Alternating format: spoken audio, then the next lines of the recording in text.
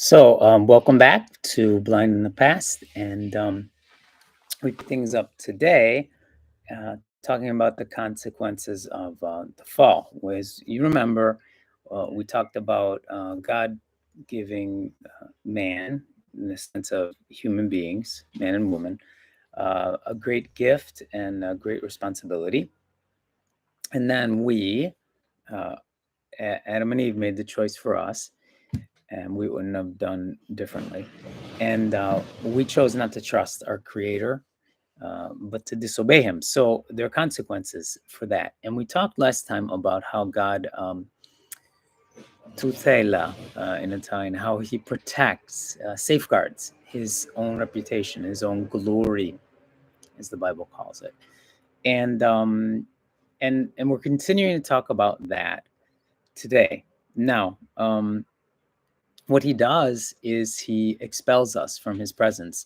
I don't know if we use expel still in English, but think of school. But He expels us from, He casts us away, sort of an older English, out of His presence, um, and that's the biggie. Okay, that's the biggie, and the rest follows from that. And but I want you to see here directly the account where this is mentioned in Genesis chapter 3. And then next time, we'll talk about the implications of this, which are really toste. Sorry, but Italian is coming in my head. They're not pretty. But before God pronounces next time, or in one of the next episodes, the curse on His creatures and we human beings, there's hope given, a promise.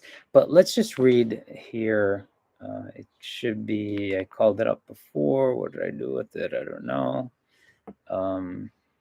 Yeah, Genesis chapter 3, verses 22 and 24. It says, "And the Lord God said," this is the end of the account of the exchange between God's good creation, first two chapters, then of Genesis, then the encounter between the serpent and Eve, and then where we, in Adam and Eve, we bought the lie and disobeyed God. And so next time again, we're going to talk about how before the curse and the consequences of the curse,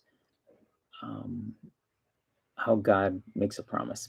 But here, Genesis chapter 2, chapter 3, 22 through 24 says, "And the Lord God said, man," human beings, "the man has now become like one of us, knowing good and evil. He must not be able to reach out his hand and take also from the tree of life and eat and live forever.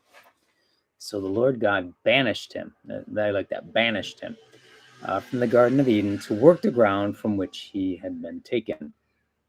Verse 24.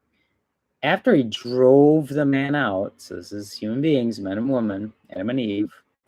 "After he drove the man out, he placed on the east side of the Garden of Eden cherubim and a flaming sword flashing back and forth to guard the way to the tree of life." Maybe next time I'll also mention one of my favorite frescoes, which is right here in Florence by a painter called Masaccio. And I think the title is Expulsion from Eden. And it's at the Cappella, the Chapel Brancacci. And I've only visited it a couple of times, but it's really a beautiful chapel and a really amazing fresco. Until next time, Dio vi benedica, Dio ti benedica, God bless you, and a presto, which means see you soon.